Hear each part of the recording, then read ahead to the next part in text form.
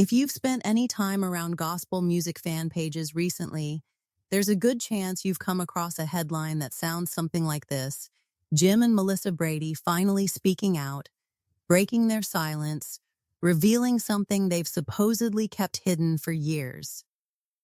Here's the problem: there's nothing to reveal. Jim and Melissa Brady are a happily married couple. They've built their entire public career on being open about their life together, their marriage, their faith, their family. There's no secret, no scandal, no dramatic confession waiting to drop.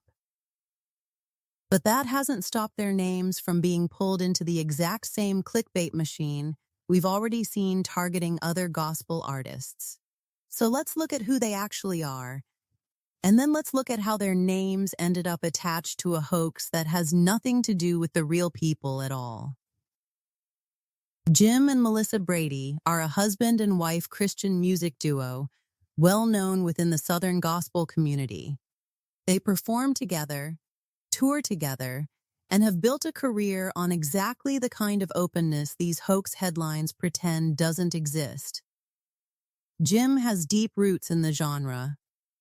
For years, he performed as part of the Booth Brothers, one of the most respected acts in Southern gospel. In January 2022, he rejoined that group while continuing to perform and record alongside Melissa as a duo at the same time. Together, Jim and Melissa have picked up real recognition for their work. Fans voted them favorite duet at the Singing News Fan Awards in 2022, again in 2023, and again in 2024. Melissa has also been recognized individually, landing among the top contenders for favorite soprano in the same fan awards. They're regular fixtures at major events in the genre, including the National Quartet Convention, gospel music's largest annual gathering. None of that is controversial. None of it involves a hidden rift, a secret, or a shocking confession. It's simply the career of two working musicians who've built a loyal following the old-fashioned way through years of touring and consistent output. So where does the hidden secret narrative come from? Nowhere. That's really the honest answer.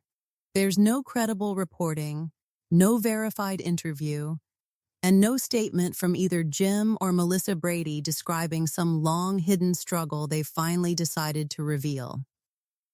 What exists instead is a headline format, the same one we've already seen used against Bill Gaither and his son Benji, simply recycled with a different name attached.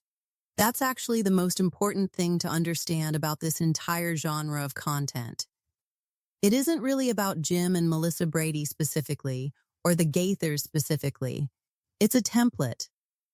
A content farm produces a vague, emotionally loaded headline, plugs in whichever gospel or Christian music name is likely to get engagement from an older, faith-oriented audience that week, and publishes it. The specific person is almost incidental. The formula is the product.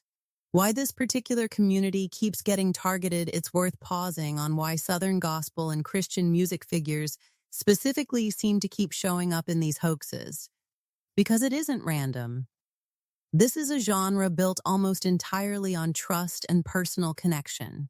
Fans of gospel duets and quartets don't just enjoy the music, they often feel like they know these performers personally through decades of concerts, radio programs, and community events like the National Quartet Convention. That closeness is exactly what makes the audience valuable to a content farm. A headline suggesting a beloved, trusted figure has finally spoken out about something hidden creates an almost irresistible pull for a fan who feels invested in that person's life. It also helps that many of these artists, including Jim and Melissa Brady, maintain a relatively modest public digital footprint compared to mainstream celebrities. There isn't a flood of daily entertainment coverage to compete with. That makes it easier for a single fabricated headline to spread through fan pages and shares without ever running into a wall of legitimate reporting that would immediately contradict it. The same telltale signs, if you go back and look at the wording used in these headlines, for Benji Gaither, for Bill Gaither, and now for Jim and Melissa Brady, the pattern repeats almost exactly. The headline never states an actual claim. It gestures at drama without ever committing to a specific fact you could check or disprove. Words like speaks out, breaks silence, reveals, and stuns everyone do all the emotional work, while the substance stays completely empty. The linked content typically sits on an unfamiliar site, dense with adverts, dressed up just enough to resemble a real entertainment or news outlet. And the actual named individual, in this case, a musician who has spent years being open, public, and consistent about their life and marriage, is often the exact opposite of whatever the hoax implies. That contradiction is really the giveaway.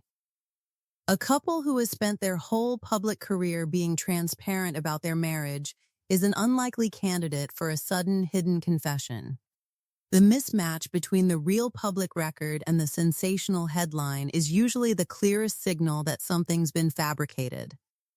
What to do with this? The good news is, once you've seen this pattern applied to two completely different acts, the Gaithers and now the Bradys, it becomes much easier to recognize instantly, no matter whose name shows up next. Ask what the headline is actually claiming. If it can't tell you in one sentence, that's deliberate.